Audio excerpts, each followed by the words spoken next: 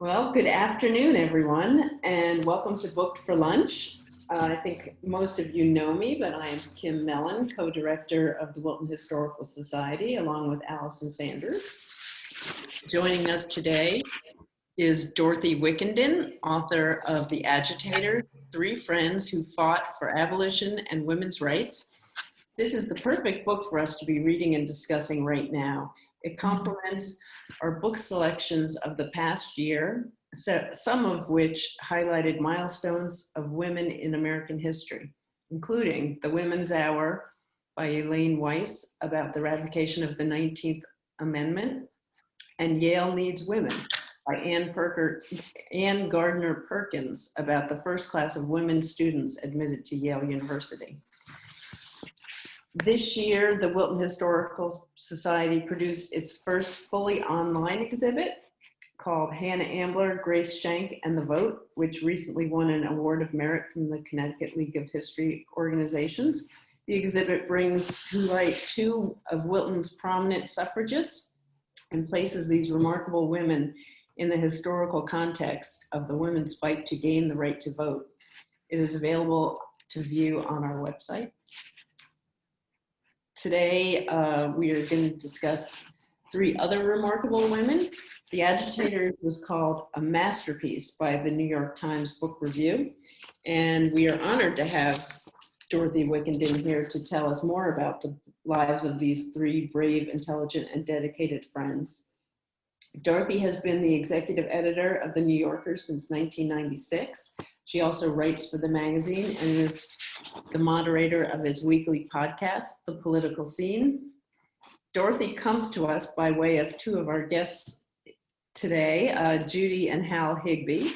Hal has been a society trustee and officer for many years, and Judy has most recently chaired the American Artisan Show for 2 years. Earlier this year, before the book's publication, they mentioned to us that they are friends with Dorothy and would we like to invite her for a Booked for Lunch group? And of course we said yes, we would be honored to have her. And for the introduction, we thank Hal and Judy for sharing their friend with us. You may have noticed, if you made it all the way through the book to the acknowledgements, that Hal is actually an early reader of the book, being a student of history himself. So thank you, Hal. You did a very good job. Just a few notes on the program. Please keep your audio settings at mute so we keep down the background noise, please. And there will be a Q&A at the end. You are welcome to submit questions in the chat box, and I will field them for Dorothy during the Q&A period. So without further ado, please join me in welcoming Dorothy Wickenden. Dorothy. Thank you. Thank you so much, Kim. It's so great to be here. I wish I were there in person. I grew up in Weston, another connection that I have, and I know Wilton very well. I actually took sewing lessons in Wilton when I was in middle school.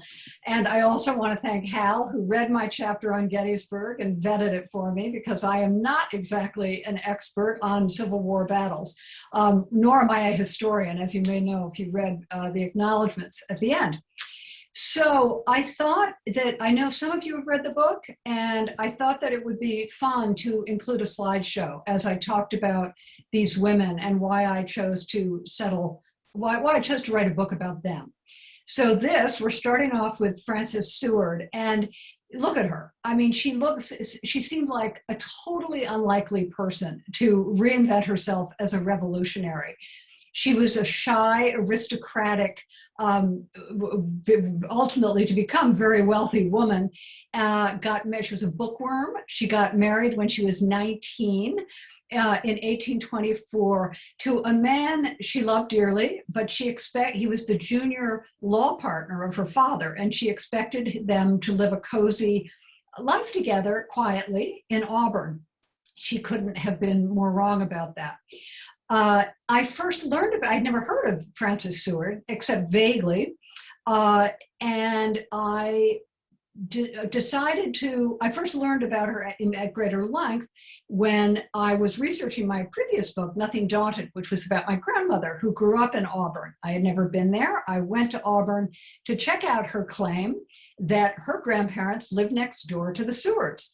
So that was quickly confirmed. And the young education director at the museum took me in hand and said she wanted to give me a private tour of the museum.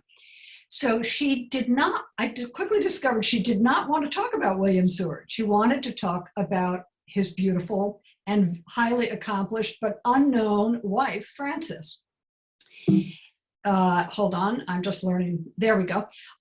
She took me down a narrow flight of the back stairs, the original staircase of the house, into what was the original kitchen, and it was where I was told by this young woman, Frances had harbored fugitive slaves on the Underground Railroad. So that got me incredibly interested, and there was vicarious excitement with young Jennifer because she felt that Frances had been unfairly overlooked. So I wanted to know more. And she said, well, she happened to be close friends with this woman, Martha Coffin Wright, who lived around the corner from her. They were close friends and radical outliers in what was a very conservative town. And when they got together over tea, they did not just discuss their children and their husbands, although they did a little bit of that too. Whoops, sorry, let's go back. So Jennifer described Martha wonderfully as the woman who put the funny into feminism. She was one of the organizers of the Seneca Falls Convention, which was in 1848, and she went on to help Elizabeth Cady Stanton and Susan B. Anthony lead the women's rights movement. She too was an ardent abolitionist, and she too opened her basement kitchen to shelter freedom seekers. And then there was Harriet Tubman, who met Frances and Martha around 1840. This picture, by the way, was only recently discovered and was taken in Auburn. I had known through family lore that what many people did not know about Harriet Tubman, which remarkably was that she spent almost the last 50 years of her life living in Auburn. And that sort of fact alone was interesting, I thought. So it was really her entire life after the Civil War. And my grandmother, all of this brought back some family lore. My grandmother and her best friend, Rosamond Underwood, about those two I wrote that previous book about, they recall that as little girls in the 1880s, they once saw Harriet Tubman ride by on her bicycle. They were standing outside Rosamond's house, also on South Street. And when I asked about that, I was talking to one of Harriet Tubman's great-great-grandnieces who still lives in Auburn. And she said, no, it was much more likely a horse and cart. So Tubman, by that point, she had bought a house down the street from Frances Seward, and she was a farmer, basically. So, hold on. This is William Henry Seward, whom Frances called Henry. And I quickly found out, as I began to do more research, that Seward's biographers, as Jennifer had told me, had given totally short shrift to Frances, especially the early ones. She suffered from illnesses that doctors didn't understand at the time, migraine headaches and clinical depression. And in 1967, Seward's first major biographer, William Van Dusen, brushed her off as a neurotic invalid. So even given the little I knew about Frances Seward at the time, I found that completely infuriating. But I have to say, he had mountains of material to work with just with Seward alone. Henry became the governor of New York at the age of 37, and he went on to become a highly influential US senator, then Secretary of State under Abraham Lincoln and Andrew Johnson, a very long and very successful political career. For most of his career, Seward strenuously opposed slavery, and Southerners feared and despised him. And so did some of the Seward's neighbors, who over the years ended up poisoning 2 of their dogs, which was their way to say they didn't agree with his politics. But none of these people, South or North, had any idea that his elegant, self-effacing wife had even more outrageous convictions than he did about women's rights and slavery. So I went to take a look at Francis's letters at the University of Rochester, they were donated by Francis and Henry, their great-grandson, and when the Seward House became a museum. And I discovered when I wrote Nothing Daunted that how letters could breathe life into, important periods of American history and into the people who helped make them come about. My grandmother and Rosamond were deeply influenced by these women, and they too were rebels in their own way. They had gone off, they had gone to college, then come home, refused to get married, and then gone off to teach the children of homesteaders on a remote mountaintop in Western Colorado, which was seen as an insane and very dangerous thing to do at the time. Their parents were furious. So they were rebels in their own way, not to the extent that these women were.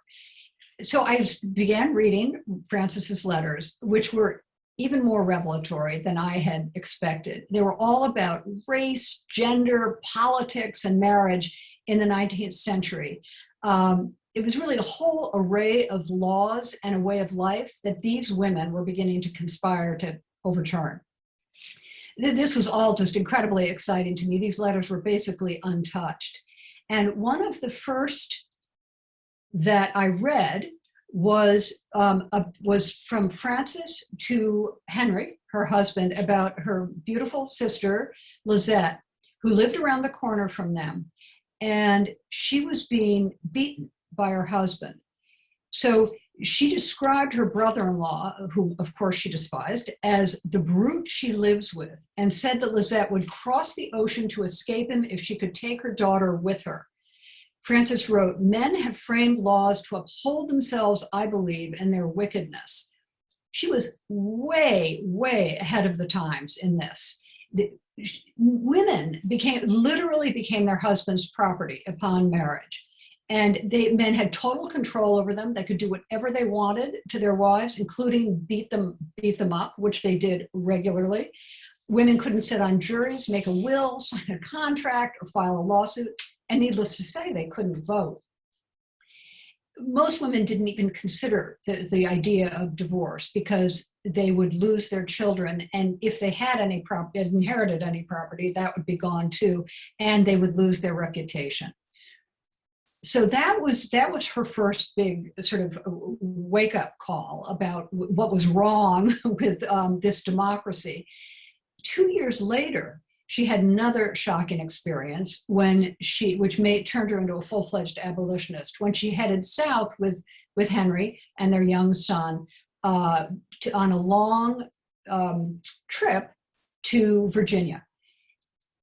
As they stopped at a tavern north of Richmond, they heard the sounds of weeping and moaning, and they saw 10 little boys being led by a white man they were tied together by a long rope, and the white man was carrying a long, heavy whip. They were tied together by the wrists, fastened by this long rope, and the Sewards watched with horror as the boys were led to a horse trough to drink, and then into a shed to spend the night, where they moaned themselves and sobbed themselves to sleep. So Frances had never been South before. She'd been nominally anti-slavery, but this was just so abhorrent to her. It really changed her forever. Her third revolt, as the wife of this extraordinarily influential politician, it took a little bit longer to come about. Seward was elected senator in 1849, and he quickly became known as the best host in Washington, with Frances serving as his reluctant hostess. That's what Washington looked like at the time. It was, it was a southern town. It was way far behind where the North was in terms of industrial development and the rest. So she was expected to be the welcoming hostess of this very well-known politician. And Seward was convivial and charming, and really even his political enemies in the Democratic Party, they all attended his 10-course dinners. They were, it was just something you didn't say no to. He was convinced, not without reason, that socializing was absolutely essential to his political success. And he was very good at entertaining, as he was in all things political. As of 1854, this was also true of the brand new Republican Party, of which he was a founding member. And the GOP was founded in opposition to the Kansas-Nebraska Act, and which would intended to allow the expansion of slavery into the West. And the Republicans were absolutely determined to stop that. But slavery and the slave trade permeated Washington, and it revolted Francis. So that's them being coffle of slaves being led to one of the slave houses. So, and it was this southern town, and she could see people, men, women, and children being led to the mall, where they would be bought. They were held in the jails like this, and they would be bought and sold at one of the auction houses. Both Francis and Martha religiously read the William Lloyd Garrison's newspaper, The Liberator, and he was a friend of theirs as well.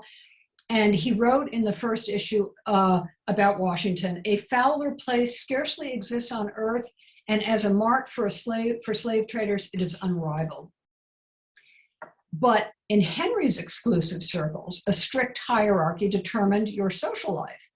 Francis had to draw up his guest lists and menus for his dinners. She dressed formally every day for receiving visitors and making calls, as in this picture, and even more elaborately for his dinner. She had no interest in dressing, by the way, for people. She was just, she wanted to lead a private life, and she thought all of this was silly.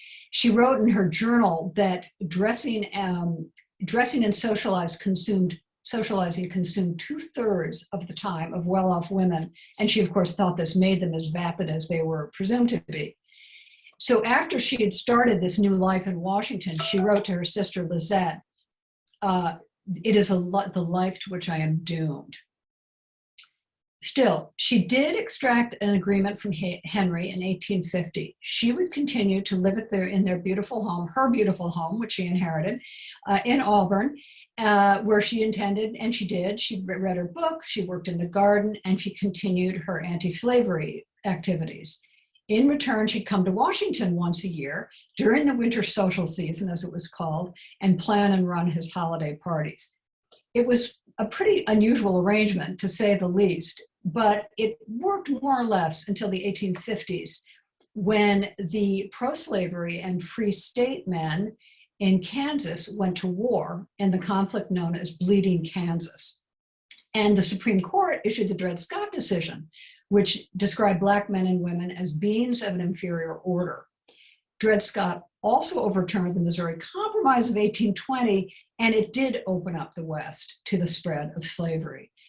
Francis, of course, was really upset about this, as were many, many Northerners, and she redoubled her efforts to do everything she could to help freedom seekers. She taught people to read and write. She donated money to help pay for the freedom of enslaved family members, and she helped job seekers find work. But really, her two lives, just like the two sections of the country, were irreconcilable. And in the waning days of 1858, Francis did go to Washington as usual to prepare for Henry's annual New Year's Day reception. Their daughter, Fanny, here she is, all dressed up, for one of their parties. She kept a diary that had its own wonderful passages. She was 15 the year of this party, and she described watching the servants in the kitchen as they prepared for her father's reception. She wrote that they set out a dozen lemons for a whiskey punch, but her father came in to say that Mrs. Seward thought it best not to have it. Fanny just idolized, both parents, but she really modeled herself on Francis. And she then dutifully, but very wholeheartedly supported all the reform movements of the era, not only abolition and women's rights, but but temperance and even animal rights. She wrote earnestly, "So the punch is dispensed with. How glad I am." She was upset, though, to see the cook scald to death, as she put it. "8 unfortunate little terrapins. Poor things. If I could influence anyone by doing so, I would never taste animal food. But I cannot. At any rate, I will not eat turtle, terrapins, lobsters, eels, and frogs." So by noon that day, the dining room table was laden with turkey, ham, tongue, oysters, chicken salad, boiled eggs, you name it, and delicacies from Henry's favorite New York bakery, which included a white frosted plum cake decorated with the New York coat of arms and a banner emblazoned with Seward's name. He was planning to run for president in 1860 as a Republican candidate and to win the election. Frances, though, had just given some money to a woman who was trying to buy her own children. And Henry's opulent entertaining had never seemed more offensive. And this scene just showed to me how far apart they were drifting. After the guests departed, Henry complacently told her that they must have entertained 400 people. That was it for Frances. She'd never openly defied any of his wishes, but she decided she couldn't do this anymore. And to his astonishment, she renounced her role as hostess. And on her return to Auburn that spring, she ratcheted up her abolitionist activities even further. Martha's letters, meanwhile, were another gold mine. And just as Jennifer Haynes at the Seward House Museum had promised, they were acidly funny. Martha was a Quaker and a rebel from birth, and her mother had handed down to her her anti-slavery beliefs and her conviction that women were the equal of men in just about every way. But that's not what the 19th century taught you. If you were a woman, white women were expected to meekly stick to their separate spheres while men went out into the world to make money and get themselves known. Women basically were, restricted to the kitchen if they were middle class, as Martha was. They cooked, cleaned, and produced babies. Martha had 6 children. And she really had spent a lot of her time taking care of them, and she hated being a housewife.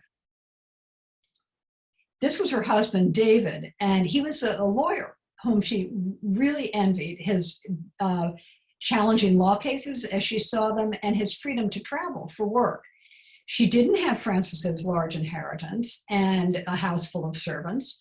And she did all the cooking and housework herself and made all of the family clothes before the invention of sewing machines. She changed the hay in the mattresses. She washed the windows, shook out the carpets. She made her own soap and candles, canned berries, peaches, and tomatoes for the winter.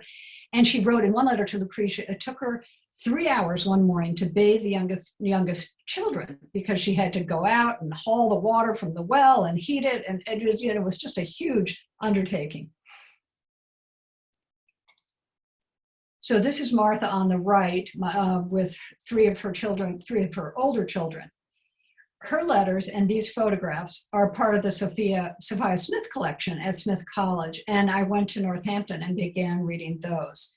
She kept up a steady correspondence with her older sister, Lucretia Mott, who was a famous Quaker minister and human rights advocate.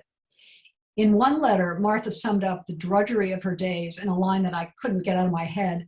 "The only way," she wrote, "is to grub and work and sweep and dust and wash and dress children and make gingerbread and patch and darn."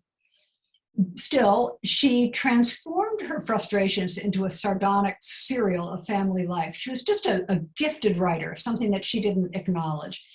Another way, with a quill, and she did try it. So she beat the eggs with the feathers and made a hideous mess and concluded to Lucretia that the idea must have been invented by a goose. "My nice wire egg beater is good enough for me." These letters, also provided this fantastic perspective on women's barely suppressed rage about their constricted lives. These were the kinds of things that male historians used to dismiss as social history, and they just didn't pay any attention to it. And I loved all this stuff, needless to say. And Martha liked breaking rules. She was much more outspoken than Frances was. Young men studying at the Auburn Theological Seminary, which, hold on, let me show you that, which trained Presbyterian ministers according to strict Calvinist doctrine, often stopped by the house to proselytize, and they warned her about the fate of children who failed to devote Sundays to God. Martha replied that she didn't believe in forcing her family to read the Bible or go to church, and that she would only read their tracts if they would read her pamphlets from Garrison's American Anti-Slavery Society. She wrote to Lucretia, "These ascetics give religion such a repulsive character. I wonder who was ever made better by the perusal of such nonsense." Well, this did not endear her to her neighbors, and they basically branded her an infidel. In 1848, Martha joined her sister, Lucretia Mott, and 3 others who were just as fed up with the debasement of women: Elizabeth Cady Stanton, who was quite a bit younger, Jane Hunt, and Elizabeth McClintock, to organize the Seneca Falls Convention. When I got to this chapter, I decided to tell the story of Seneca Falls from Martha's perspective, which hadn't been done before. So Lucretia expected her to take a leading role, but the only women who spoke in public were Quakers, basically. And Martha knew she couldn't possibly measure up to Lucretia, who was just a wonderful speaker. And she was terrified at the idea of speaking before an audience. She was also 6 months pregnant at the age of 41 with her 7th child. She also had a couple of grandchildren. So she just tried to make herself inconspicuous in the back of the room. But Lucretia wouldn't let her get away with that. This is Lucretia. She knew Martha's talents as a writer because of the letters, and also a few years earlier, Martha had been annoyed by an article in a Philadelphia newspaper that instructed women to fulfill their conjugal duty with obedience and a cheerful smile. And Martha had written a lacerating essay entitled "Hints for Wives." "While the liege lord of the house went off each day to the ever-varying scenes of everyday business," she wrote, "his wife spent all her time tending to the family. After the children were in bed, she was expected to delight her husband with the little arts of the pleasing." Lucretia lived in Philadelphia, and she arranged for Hints for Wives to be published. And at the Seneca Falls Convention, she read it aloud. I'm sure that decision mortified Martha, who just was embarrassed, if anything, by her writing. But that alone, that moment, changed her life. Frederick Douglass was at the convention, the best known abolitionist in the world, and Martha was astounded when he introduced himself afterward, asking if he could republish the essay in his abolitionist newspaper, the North Star, based in nearby Rochester. One of the things I try to do in the book is show how people became movement activists. Until Seneca Falls, Martha had assumed that there was absolutely no way out of her traditional life. She felt she was doomed to this kind of life. At the convention, though, she struck up a friendship with Douglass and with Elizabeth Cady Stanton, who was its driving force. Afterward, immediately, Stanton wrote to Martha and enlisting her in the incipient women's rights movement. "Keep your pen busy," Stanton wrote to her. They needed to organize legions of women to begin petitioning their state legislatures for full legal rights. It was Stanton who made the most outrageous demand of all the ones put forth at Seneca Falls, which was the right for women to vote. So Douglass drew Martha further into abolition. He routinely lectured across New York State, and whenever he was in the neighborhood, Martha invited him to her house for dinner or to spend the night. And that alone was a small act, not even small, that was an act of insurrection. Neighbors who already disapproved of her now saw her as a provocateur who promoted social equality between the races, which was unthinkable. After one of Douglass's visits, Martha went to a bridal party in Auburn, where she wrote to Lucretia. A neighbor asked her with the slightest possible sneer after our recent guests and wanted to know whether we gave them the best room. She replied, "Certainly." Another neighbor described her as a very dangerous woman. How did these two troublemakers come to collaborate with Harriet Tubman. Oops, that's, by the way, I got my slides out of order. That is Elizabeth Cady Stanton, and there is Harriet Tubman. Abolitionists were spread out all across the country, including in the South, and they had to have reliable personal contacts far outside their immediate circles.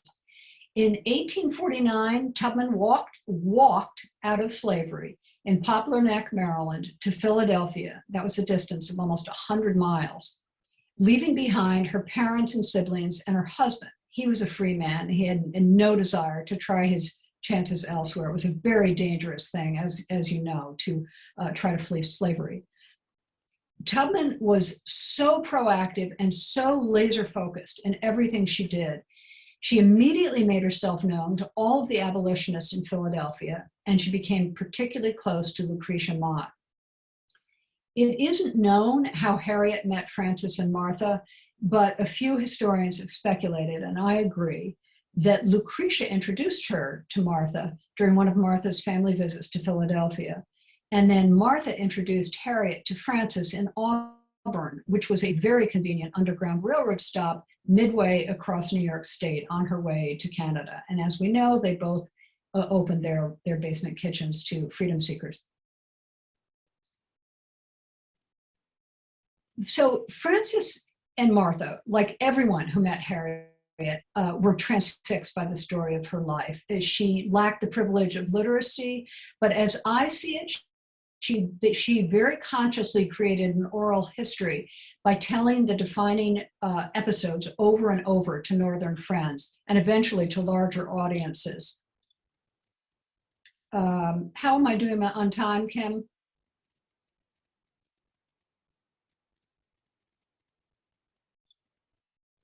I think you're fine. I mean, I don't know how much Okay, longer. okay, so just tell me if I think I've got the timing right, but No, it's fine.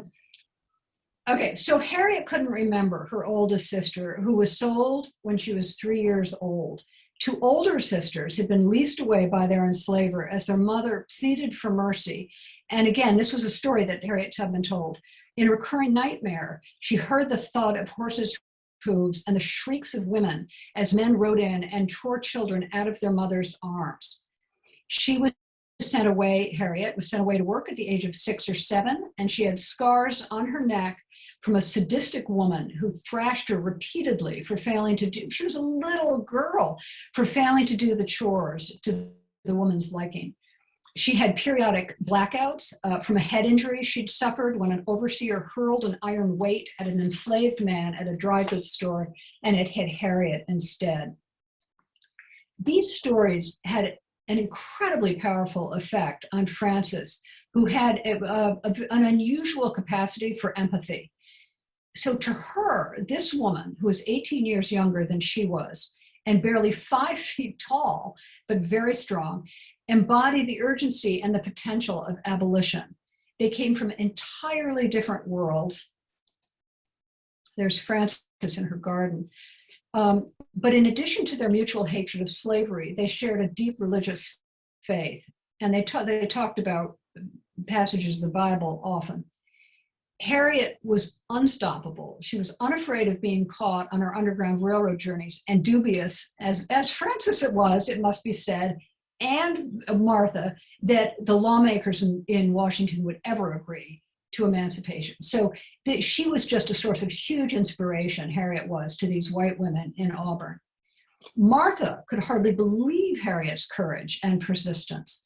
She wrote about Harriet's final trip on the railroad to her daughter, Ellen, who was very pampered and spoiled, I have to say, who was away at boarding school. And Martha wanted to impress on her the torments faced by freedom seekers on the run. So she wrote this letter and said that Harriet had arrived at the house with half a dozen fugitive slaves. She told Martha that she had gone to Dorchester County hoping to rescue her only sibling left in slavery, her sister Rachel, and Rachel's 2 children. She'd waited in vain throughout the night in a blizzard at the agreed upon location in the wood, and Rachel did not show up. She later learned that she had died just days before her 4th sister lost to slavery. She did manage to spirit away half a dozen others. And again, we know all this because Harriet told Martha and she told others. At one point, sensing they were being followed, Harriet guided them through a swamp to a small island where they hid in wet grasses. At twilight, a man appeared in Quaker garb. And at first, Harriet thought he was walking along the edge of the swamp. And at first, Harriet thought he was talking to himself.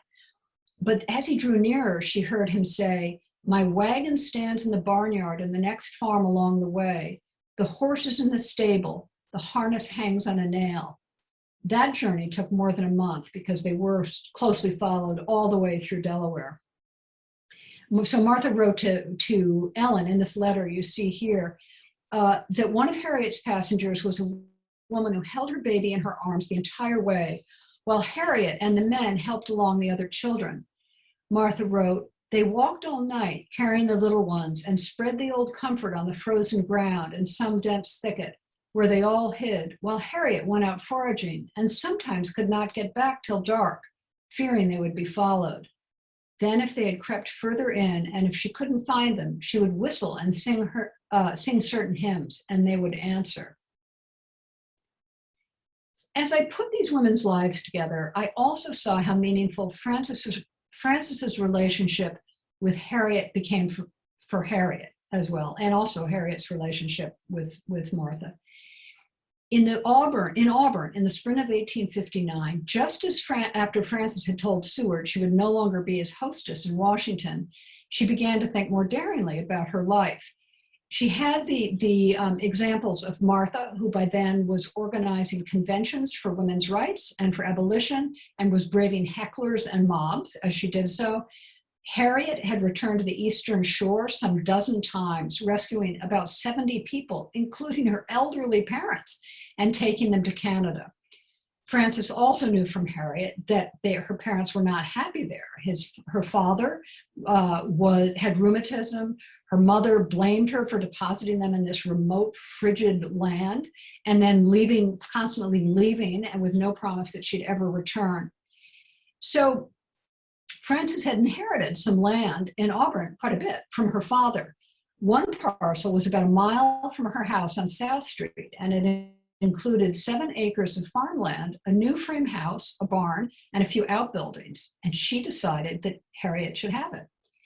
It's really hard to emphasize how subversive this was. Women, through relentless lobbying, the women of New York, had finally convinced the state legislature to change the law to allow wives to control their own property. But women rarely engaged in real estate transactions, let alone with fugitive slaves. The Fugitive Slave Act of 1850 required northern states to return fugitive slaves to the South. And if they were caught assisting one, they were subject to a $1,000 fine and even possibly a jail sentence. Furthermore, Frances was flouting the law just as Seward was beginning his bid for the presidency.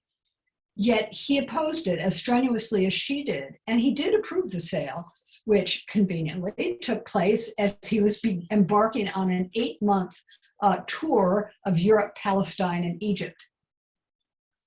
He lost, sadly for him, but not so much for Frances, the 1860 Republican nomination and the election, as we know, to Abraham Lincoln. His appointment as Secretary of State was something of a consolation prize. In 1861, he gave his final speech as senator. He spoke about Lincoln's and his own policy on slavery, which at that point was to save the Union, not to emancipate the slaves. Citing Thomas Jefferson, he said, "In political affairs, we cannot always do what seems to us absolutely best." Frances was appalled, accusing him of abandoning convictions he'd held his entire life. This is her letter expressing her opinion on this matter. She wrote, "Compromises based on the idea that the preservation of the Union is more important than the liberty of nearly 4 million human beings cannot be right." So that's the difference between an agitator and a politician, just in a nutshell.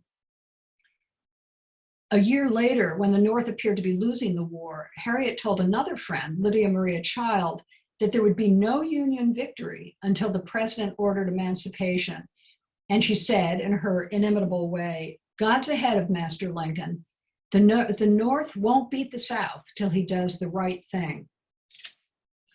She concluded her Underground Railroad trips before the war, as I mentioned, and she decided that she wanted to take part in the war. In the spring, and whatever she set her mind to, she succeeded in.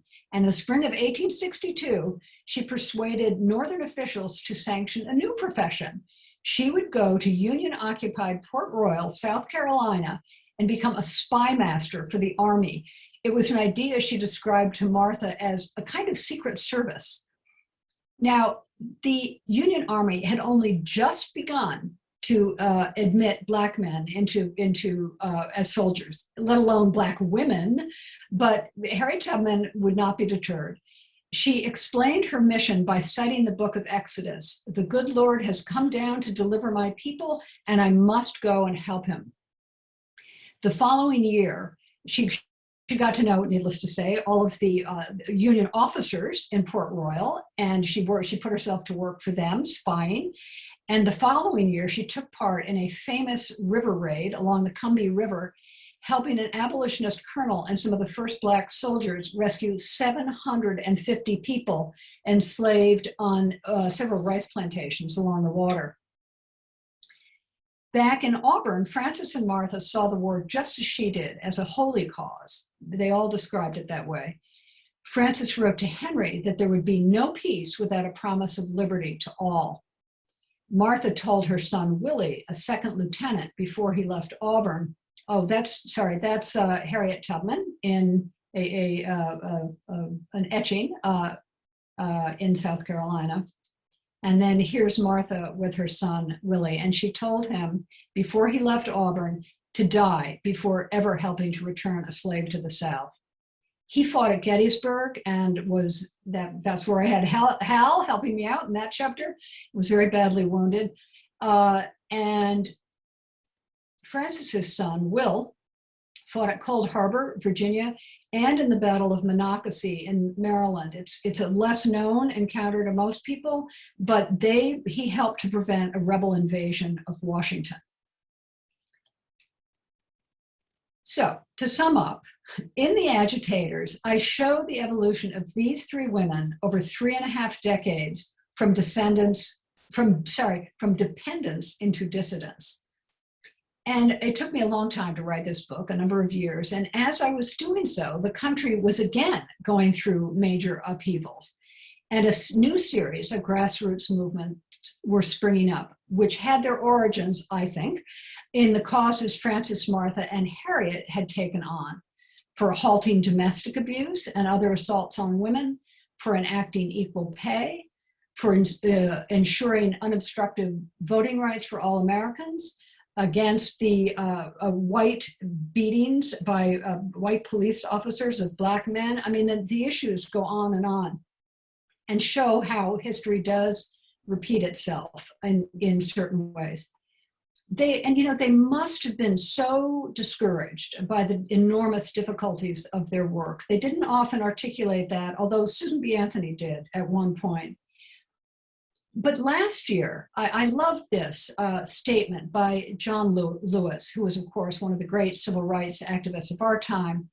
And he articulated what I've been trying to show by writing the history of these three women who started out from a position of total powerlessness. And Lewis wrote in an essay just before his death, "Ordinary people with extraordinary vision can redeem the soul of America by getting in what I call trouble. By what I call good trouble, necessary trouble." So that's it with a final amazing photograph of Harriet Tubman. Thank you all so much. Thank you, Dorothy. This has been so interesting, and I know we do have some questions. I have one that just occurred to me while you were talking about Frances and Martha and Harriet and the Underground Railroad in Auburn. Was Auburn already a major hub on the Underground Railroad, or did they make it one? That is a great question that nobody's yet asked me. They helped to make it one. The truth is that Martha was quite early. She opened her house in 1840. and we don't know a lot. There has been some very good scholarly research on the area, and there were probably half a dozen people in Auburn who did this kind of work. And Frances herself, two of her servants had initially been enslaved themselves in New York, because as we know, New York originally did enslave Americans, and then they were freed. And then they were employed first by Frances's father and then by her, and she knew them very well, and they were agents on the Underground Railroad. So she learned a lot early on, I'm sure, from them. So there were these little pockets, and they were not only in Auburn, but all across New York State quite early.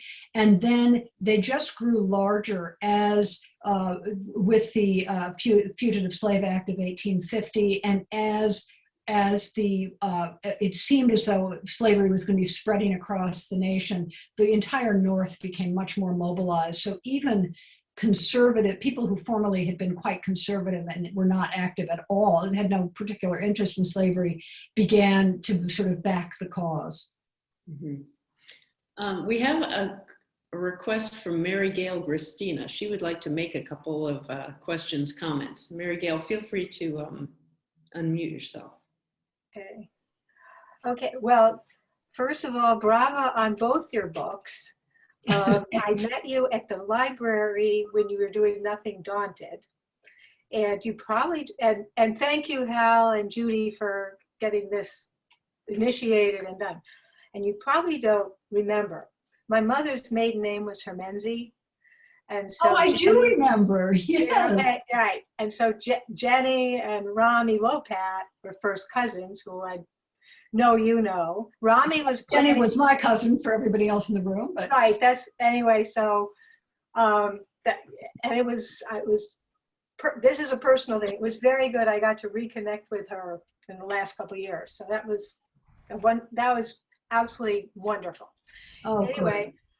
Your books are absolutely phenomenal, and I don't know how you have the patience and detailed ability to get all of these details. And I did not read, I have to say, I didn't finish the whole book, but I got to the epilogue, which I thought was so poignant. I had tears. I love it when people cry. It just really was beautiful. And the other thing I thought was wonderful is you wrote that your daughters were taking up sort of the mantle of looking into the inequities of our world.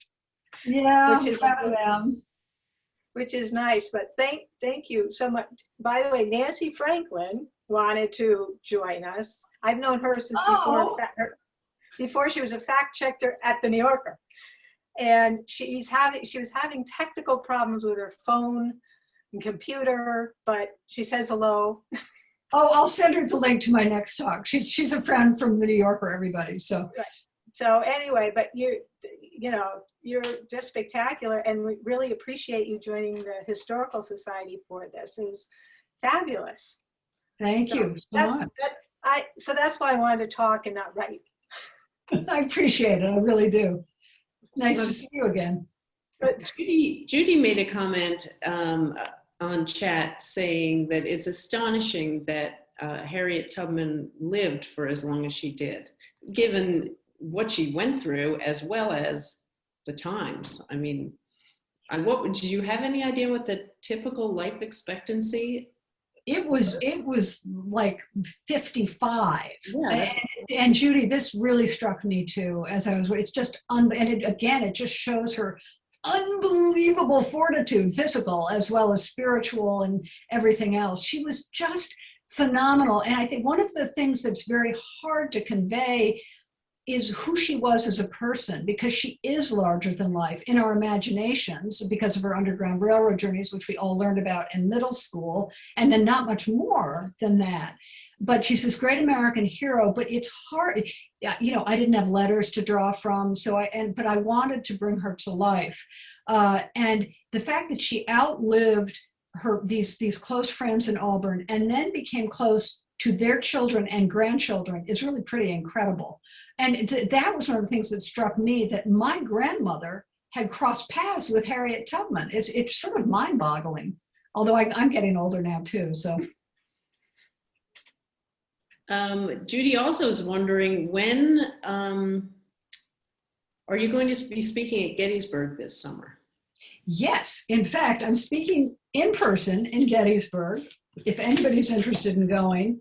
It's actually in Harrisburg at the National Civil War Museum on June 19th. And they have an sort of an open day, or a free day at the museum, and there are going to be 2 other speakers as well. So I'm really excited about getting back there and getting back to Gettysburg. The director of the Civil War Museum, I had reconnected with him. I first met him when I was 22 years old, and he was 22 years old, and he was a park ranger who gave me my first tour at the battlefield in Gettysburg. And I found him and found out that he was the head of this museum, and he immediately invited me to come speak. So that was just kind of a nice reconnection. Seems like a perfect place for you to be speaking too. I hope so, yeah. Yes. Let's see, there's another question here. Let me see here.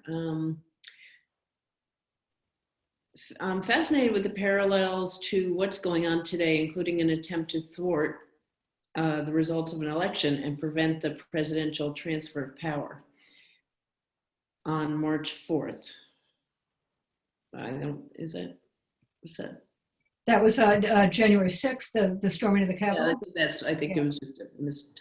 But was in your book, was there something, the transfer used to be in March. There was an election that was similarly tried to be overthrown, wasn't there?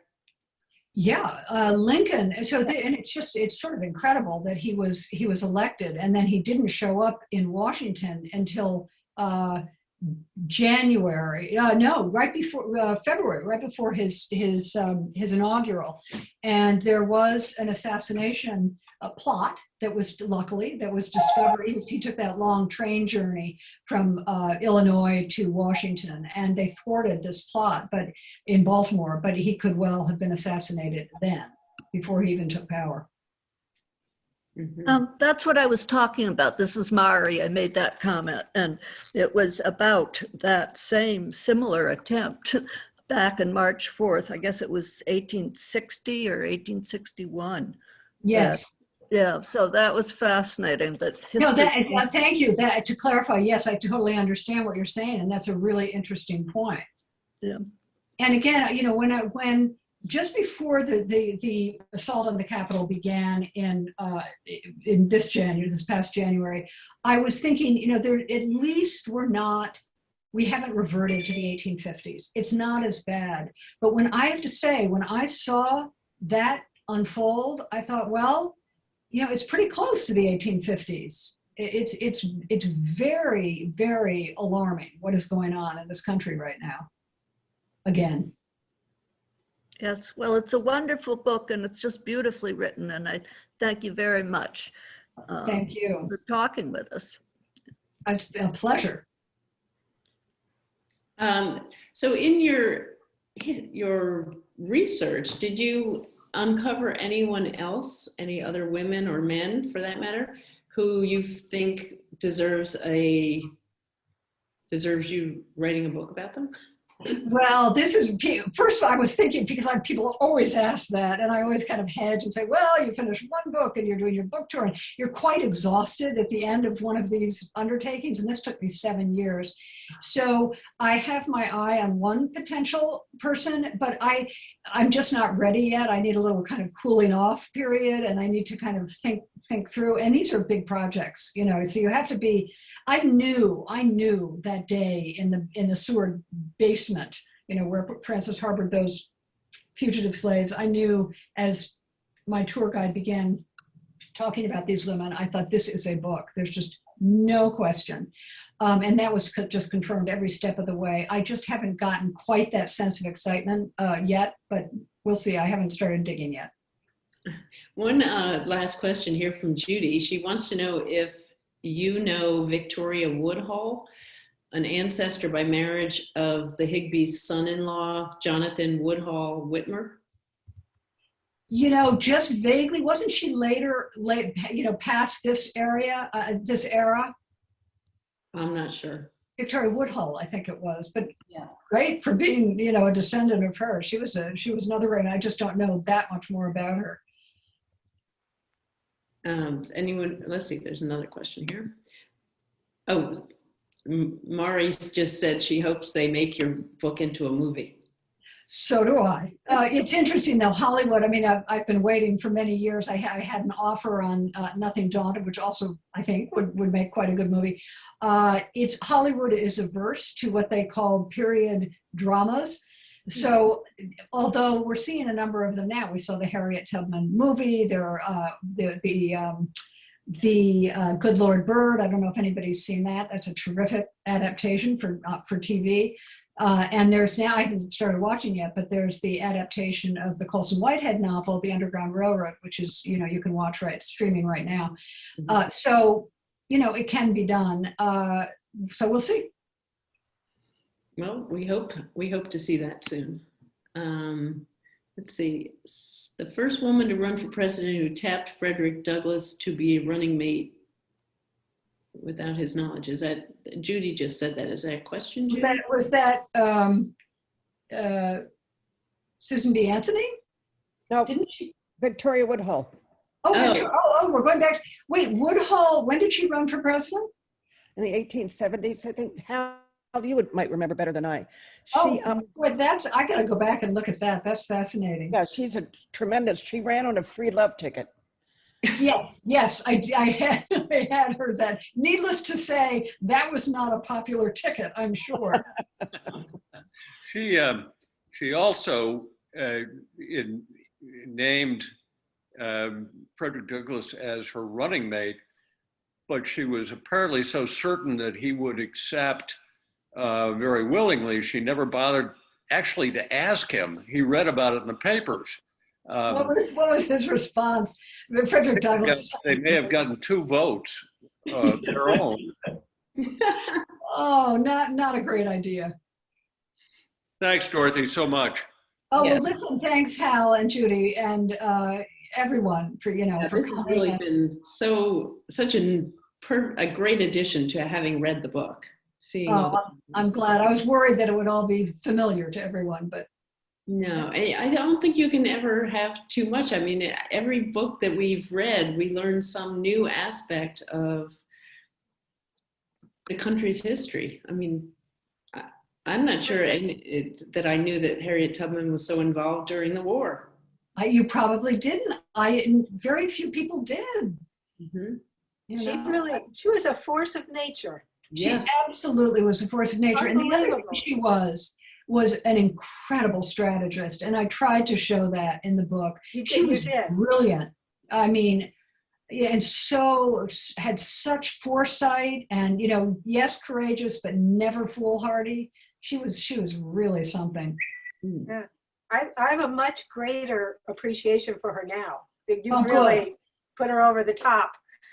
Yeah, and I thought of it sort of as a historical scoop to point out that, all the historians say that, she was going to accompany John Brown on the Harper's Ferry raid. No, she wasn't. She never would. She may have left him with that idea, and he did call her General Tubman. She would never have done anything so stupid. Never. Nor would Frederick Douglass, whom he also expected to join him. Mm. Well, this was really a treat. So thank you very much. Yes, I thank hope you. to run into you some other places. Yeah, well, maybe I'll be in Wilton for real on the paperback, and we'll see you then. Great. We'll hold you to that. Okay. All right. Well, thank you, everyone. And thank you, Dorothy. And we hope to see everybody soon. Thanks, Kim, and everybody else. All right. Great. Bye.